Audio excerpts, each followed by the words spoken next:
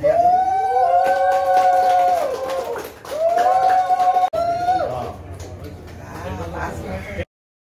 আমি আনুষ্ঠানিকভাৱে এই গৃহটি আমি মুকলি কৰিছোঁ। কঠীয়াতলী উচ্চতৰ মাধ্যমিক বিদ্যালয়ৰ প্ৰাক্তন ছাত্ৰ ছাত্ৰী সমাৰোহৰ যি দুদিনীয়া কাৰ্যসূচী, বিশেষকৈ 2025 বৰ্ষৰ 22 আৰু 23 মাৰ্চত অনুষ্ঠিত হ'ব বুলি আমি আশা ৰাখিছোঁ। আৰু আমাৰ কঠীয়াতলী অঞ্চলতেই নহয়, আমাৰ অসমৰ বিভিন্ন প্ৰান্তত থকা আমাৰ ইয়াৰ পৰা পাছ কৰি যোৱা যিসকল ছাত্ৰ ছাত্ৰী আছে কঠীয়াতলী হায়াৰ ছেকেণ্ডেৰীৰ পৰা, তেখেতসকললৈ মই অনুৰোধ জনাইছোঁ আৰু তেখেতসকলেও যাতে আমাৰ এই কাৰ্যসূচীত অংশগ্ৰহণ কৰিব মই আজিয়ে তেওঁলোকক মই আহ্বান জনাইছোঁ।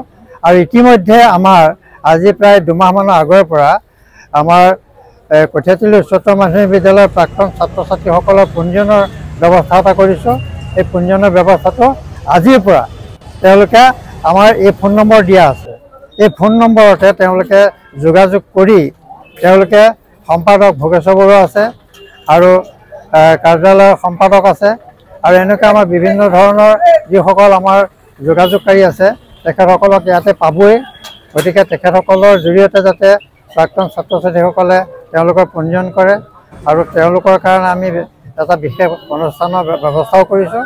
গতিকে সকলোলৈকে মই আন্তৰিক শুভেচ্ছা জনাই তেওঁলোকৰ সহায় সহযোগিতা কামনা কৰিছোঁ আৰু আমাৰ এই অনুষ্ঠানটো যাতে সুকলমে পৰিচালিত হয় তাৰ কাৰণে ভগৱানৰ ওচৰত প্ৰাৰ্থনা জনাই মোৰ এই বক্তব্য ইমানতে সামৰণি।